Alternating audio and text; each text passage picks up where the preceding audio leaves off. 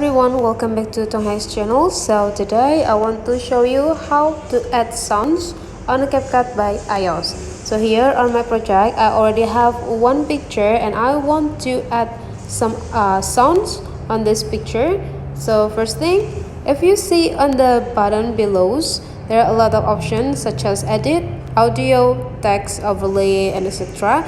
Just simply click the audio and then click sounds.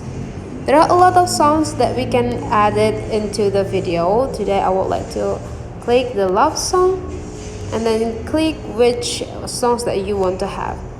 For me, I want to try this. If it's just with what you want, click plus over here. And now the sound is already added into the project.